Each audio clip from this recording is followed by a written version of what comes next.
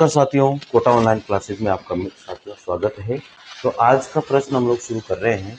धार्मिक साहित्य होने मात्र से कोई रचना साहित्य कोटि से अलग नहीं की जा सकती, ये कथन किसका है? इन्होंने कहा है कि धार्मिक साहित्य होने मात्र से कोई भी रचना जो है साहित्य कोटि से अलग नहीं की जा सकती, और ये कथन किसका रहा यहाँ पर? यही सबसे इम्पोर्टेंट बात है। आचार्य रामचंद्र शुक्ल, ये कथन किसका था? आपने देखा भी होगा इस कथन को। ये कथन किसका रहा था? ये यहाँ पर दिया हुआ था। पहले हमने इस क्वेश्चन हजारी प्रसाद द्विवेदी का कथन था। ठीक है, कथन तो देखो मेरे को भी, मैं भी चूक जाता हूँ। चलिए आगे बढ़िए। अगला प्रश्न यहाँ पर आता है, इस संबंध में इस संबंध में इसके अतिरिक्त इस संबंध में इसके अतिरिक्त इस संबंध में इसके अतिरिक्त और कुछ कहने की जगह नहीं कि यह पूरा ग्रंथ वास्तव में जाली है। पृथ्वीराज रासो विषय के ये स्थापना है आचार्य रामचंद्र शुक्ल की। यानी कि ये जो कथन है पृथ्वीराज रासो के विषय में, ये कथन किसका है? आचार्य रामचंद्र शुक्ल का कथन है।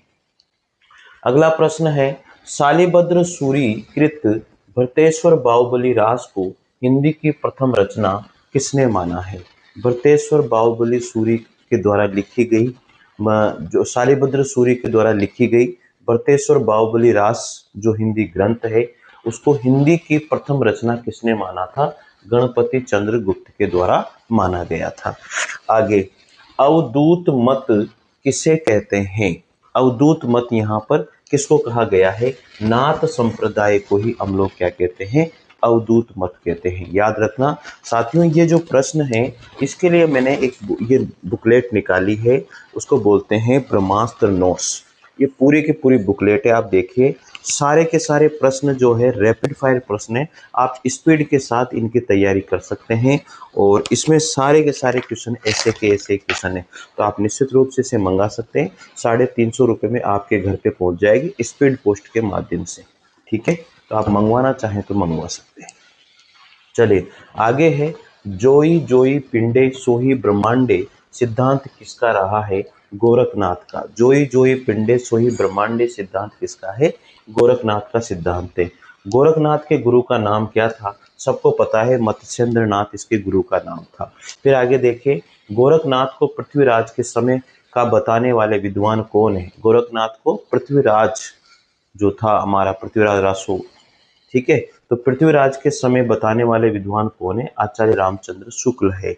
वारकरी संप्रदाय का संबंध किससे माना जाता है? तो वारकरी संप्रदाय का जो संबंध माना जाता है वो सिद्ध साहित्य से माना जाता है। किससे माना जाता है? सिद्ध साहित्य से। फिर आगे पढ़ते हैं अगले प्रश्न की ओर। 84 सिद्धों में सर्वोच्च स्थान किसका माना गया है? तो 84 सिद्धों में जो सर्वोच्च स्थान है वो सरहप्पा का माना जाता है। आगे है, सिद्ध कवियों की भाषा को संधा नाम किसने दिया है? सिद्ध कवियों की जो भाषा है उसको संधा नाम किसके द्वारा दिया गया है?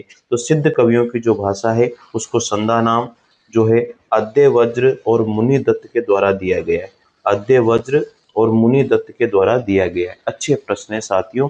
सिद्ध कवियों की जो भाषा थी संधा, उसको जो है किसने संधा नाम दिया? अद्यवर्ज और मुनि दत्त के द्वारा दिया गया है। यह प्रश्न कहीं पर भी आपको नहीं मिलेगा। फिर आगे देखते हैं इसी क्रम में अगले प्रश्न जो भी आएंगे। देखो, इस ग्रंथ में अगला प्रश्न है, इस ग्रंथ में श्रृंगार की ही प्रधानता है, वीर रस का किंचित आभास मात्र है। आचार्य रामचंद्र शुक्ल की यह मान्यता किस ग्रंथ के संदर्भ में कही गई है? तो बीसल देव रासो के संबंध में ये बात उन्होंने कही थी। क्या बात कही थी?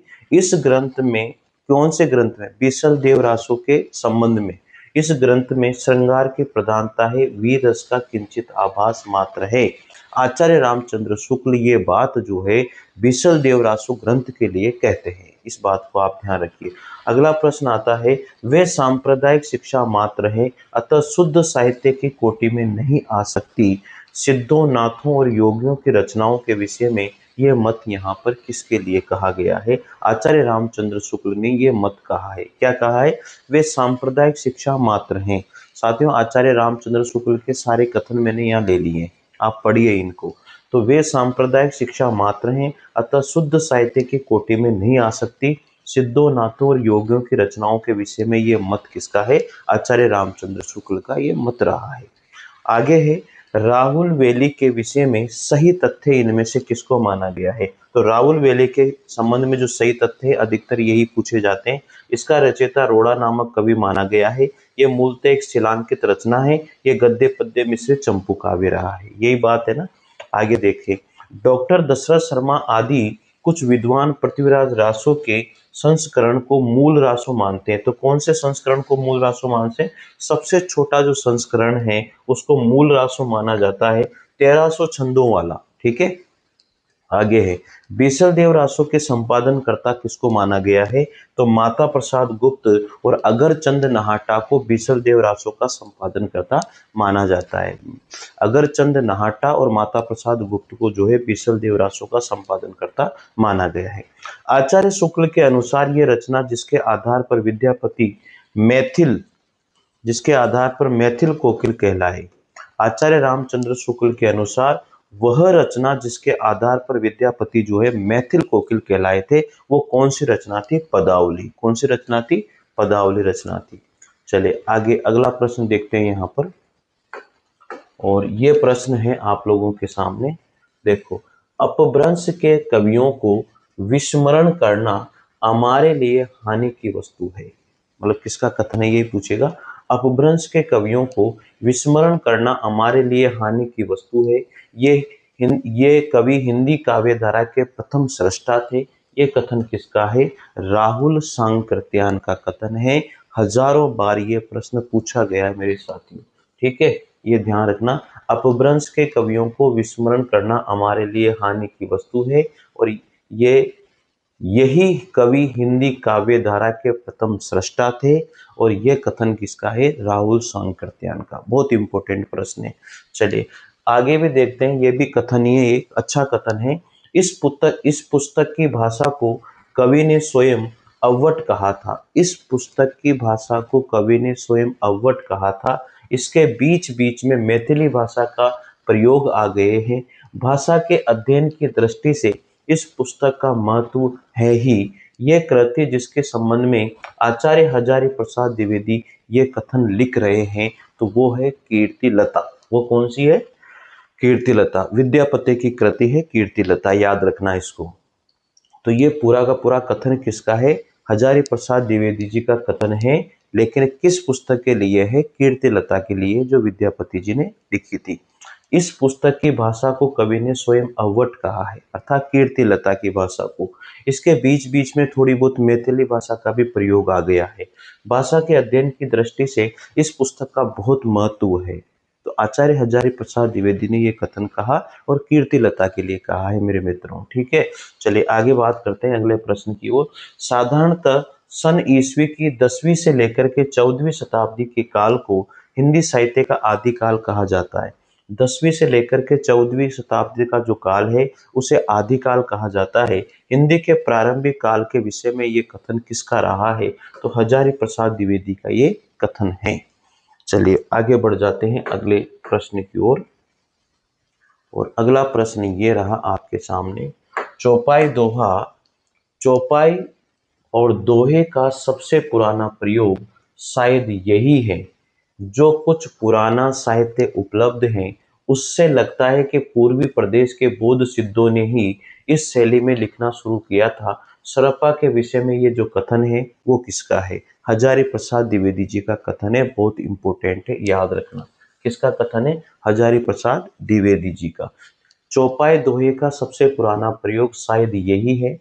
जो कुछ पुराना साहित्य उपलब्ध है उससे लगता है कि पूर्वी प्रदेश के बौद्ध सिद्धों ने ही इस शैली में लिखना शुरू किया था। ये सरप्पा विषय कथन किसका माना जाता है?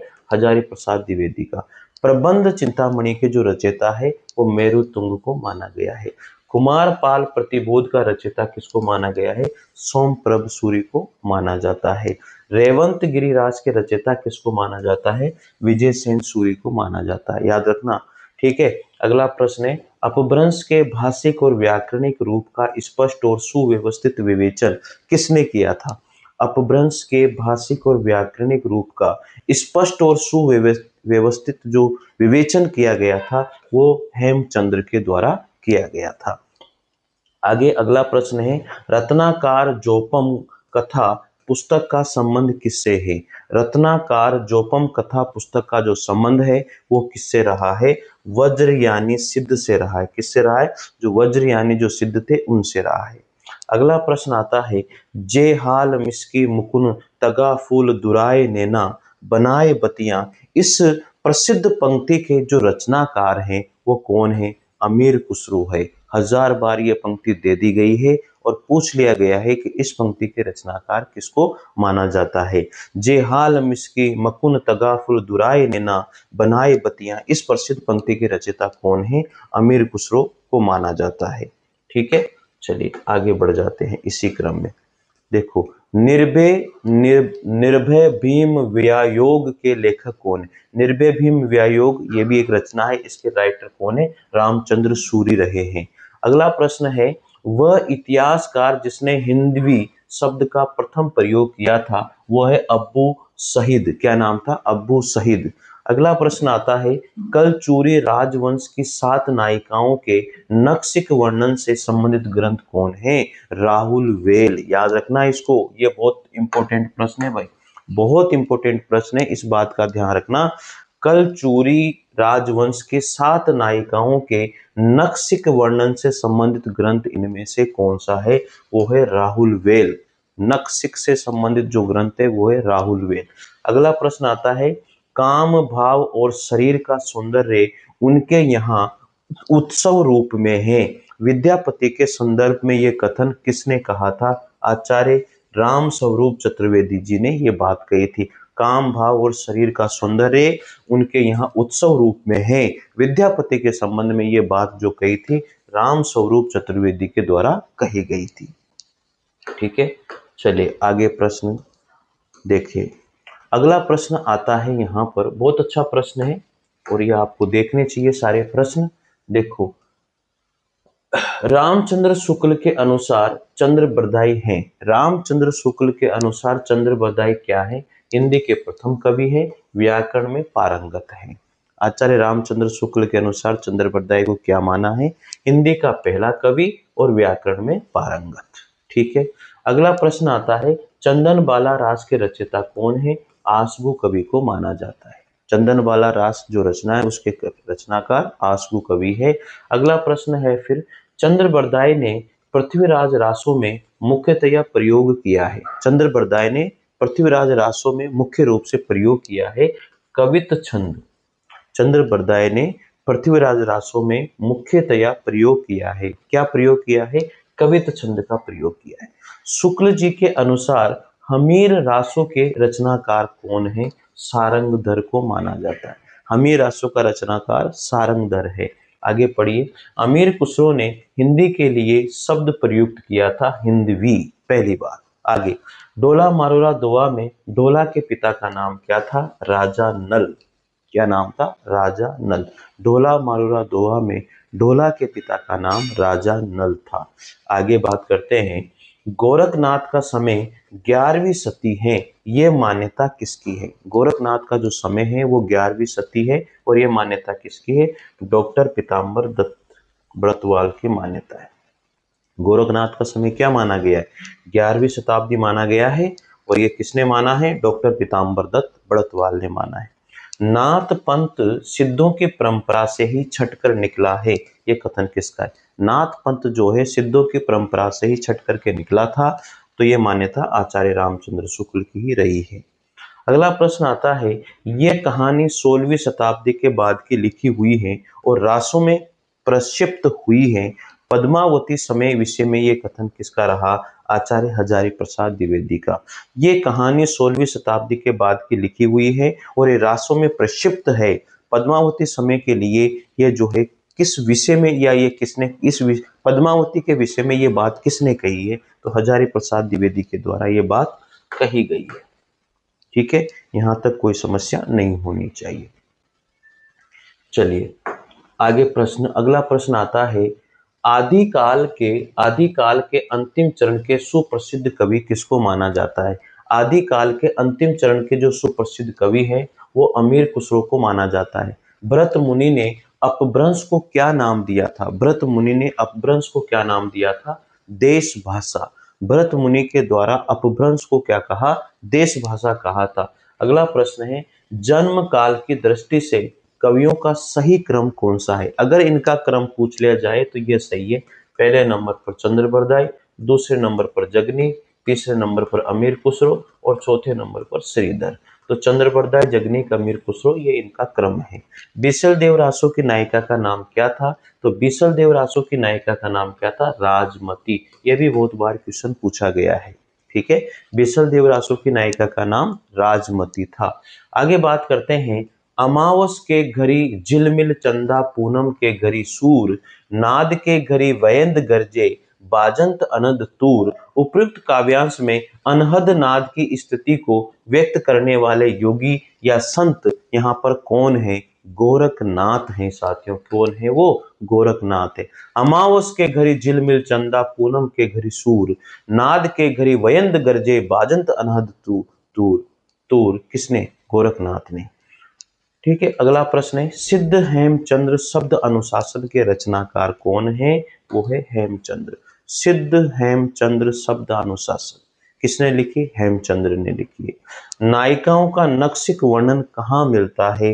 रोड़ा कवि के राहुल वेल में नायिकाओं का नक्सिक वर्णन मिलता है। डिंगल का सबसे पहले प्रयोग हमें कहाँ देखने को मिलता है?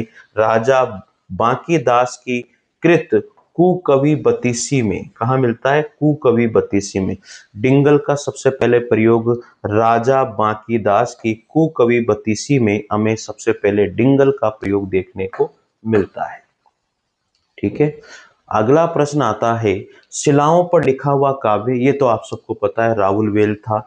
इतिहास लेखन की सबसे अविकसित पद्धति किसको माना गया है? वर्णानुक्रम पद्धति को इतिहास लेखन की सबसे अविकसित पद्धति माना गया है। आदिकाल में चरित काव्य सर्वाधिक किस साहित्य में रचे गए थे? जैन साहित्य में। चरित जहां पर आ गया वो जैनियों के लिए ही। तो आदिकाल में चरित काव्य सबसे ज्यादा कहाँ, किसमें लिखे गए थे? जैन साहित्य में लिखे गए थे। किस साहित्य में लिखे गए थे चरित काव्य? आदिकाल में सबसे ज्यादा जैन साहित्य में लिखे गए थे। ठीक है, तो ये कर लेना। तो आज के प्रश्न हमने पूरे किए। कल फिर इसी तरह से अगले प्रश्न की ओर बढ़ेंगे। Thank you. जय हिंद, जय भारत। अगर आपको इन प्रश्नों की बुकलेट मंगवानी है, स्पीड से तैयारी करनी है, तो ये बुकलेट है साथियों, और ये अच्छी बुकलेट है। लगभग इसमें 8000 प्रश्नों के आसपास आपको मिलेंगे। 350 रुपये में आपके घर पर स्पीड पोस्ट के माध्यम से बुकलेट पहुंच जाएगी। अगर आपको मंगवानी है तो डिस्क्रिप्शन में मेरे नंबर हैं, आप उन पर व्हाट्सएप कर सकते हैं। ठीक है, थैंक यू। जय हिंद।